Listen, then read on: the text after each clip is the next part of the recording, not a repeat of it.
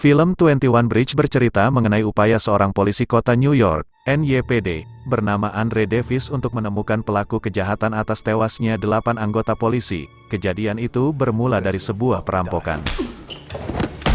Suatu malam, Michael Trujillo dan Ray Jackson mencoba merampok 30 kg kokain dari toko anggur di Brooklyn.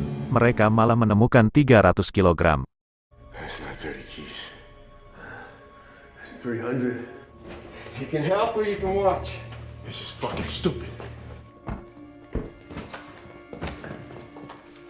Dan ketika sekelompok petugas dari kantor polisi ke-85 NYPD tiba, Ray menembak mereka dalam baku tembak, menewaskan 7 orang dan melukai lainnya, yang kemudian meninggal di rumah sakit.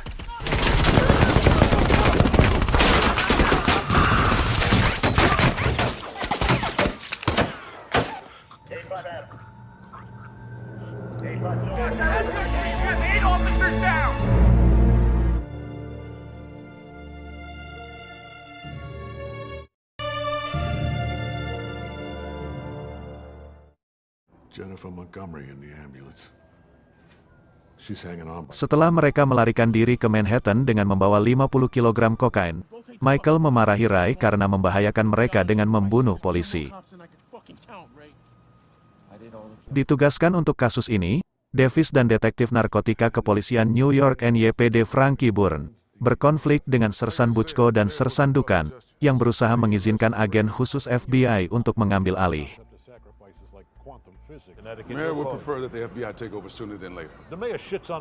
Dengan alasan bahwa para penjahat telah menjual kokain di Manhattan sebelum melarikan diri dari negara bagian, Davis mendapatkan persetujuan yang enggan dari wakil wali kota, FBI, dan kepala polisi, Kapten McKenna, agar pulau Manhattan dikunci hingga pukul 5 pagi.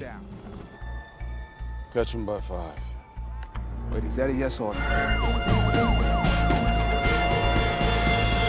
Saat Ray dan Michael pergi dengan penghubung mereka Bush, untuk menemui pembeli kokain mereka Hawk, yang memberi mereka $1 juta, Davis dan Bourne berhasil mengidentifikasi ketiganya.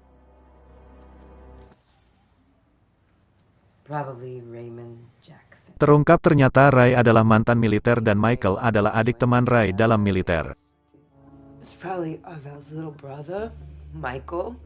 Setelah abangnya tewas dalam penugasan, Michael bergabung juga dalam militer. Bush segera ditembak mati oleh Buczko dan Dukan di sebuah klub malam. Setelah menangkap Buczko menanam pistol cadangannya di tubuh Bush dan berkelahi sebentar dengannya, Davis menjadi lebih curiga terhadap rekan-rekannya.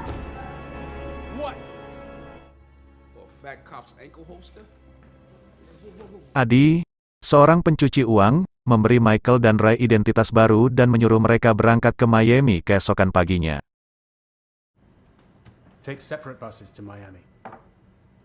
Namun, sebelum dia dapat mengamankan uang mereka di rekening luar negeri, tim petugas NYPD yang dipimpin oleh Letnan Kelly berhasil menemukan dan menggerebek apartemennya.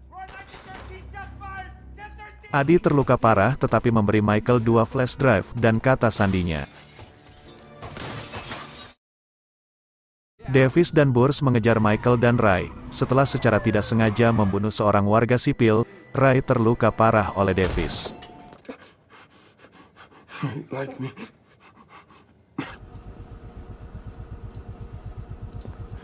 Michael menahan Bourne di bawah todongan senjata, memberitahu Davis tentang drive dan betapa mencurigakannya semuanya, sebelum melarikan diri. This whole thing is filthy. You can't move that type of way. Let's take a look at the drives. No! Bourne menegur Davis karena membiarkan Michael melarikan diri terlepas dari reputasi Davis. Lock down everything in the 7-block radius for white show beefs. Di kamar hotel, Michael membuka drive, menyadari bahwa kantor polisi McKenna terlibat dalam perdagangan obat-obatan dari kilang anggur dan mendapatkan keuntungan darinya, dan bahwa beberapa polisi yang dia dan Ray bunuh dalam baku tembak itu adalah polisi korup. Setelah pengejaran lain di mana Michael meninggalkan uangnya, Davis berhasil menyudutkannya di kereta bawah tanah dan meyakinkannya untuk menyerah, berjanji untuk membuatnya tetap hidup.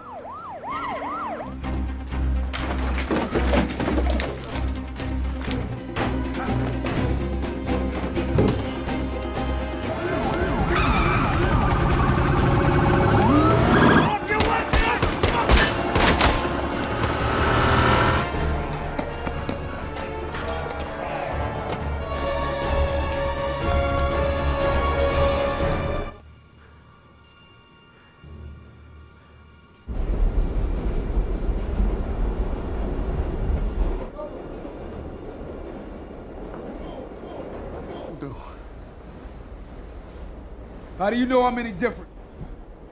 I only have to prove it to myself. Burns, yang juga naik kereta, tiba-tiba menembak Michael, mengklaim ketika dia memarahinya bahwa dia mengira Michael masih menahan Davis di bawah todongan senjata. Michael diam-diam memberi Davis drive dan kata sandi sebelum mati.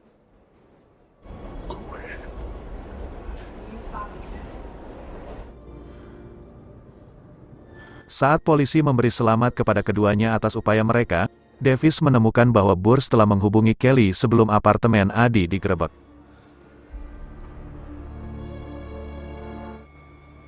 It's a long night. You get some rest. Yeah, you too.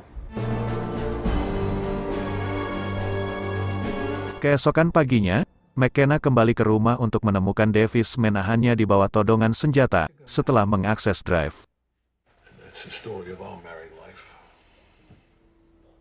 McKenna menjelaskan bahwa para petugas masuk ke perdagangan narkoba karena mereka berjuang untuk bertahan hidup dengan gaji yang sangat kecil.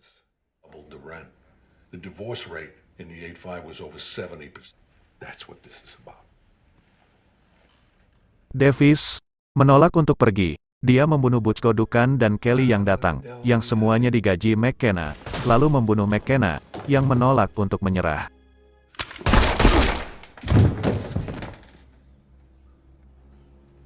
You can if you give yourself up.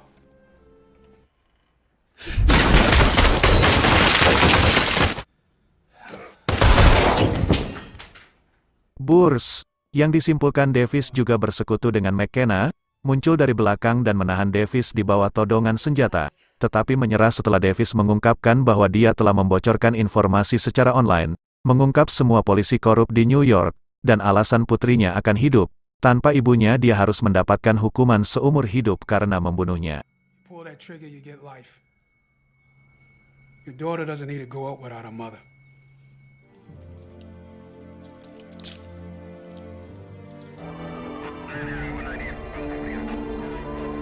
Setelah itu, Davis dengan sungguh-sungguh berkendara di sepanjang jembatan Manhattan saat matahari terbenam, membawa kendaraan itu bersamanya.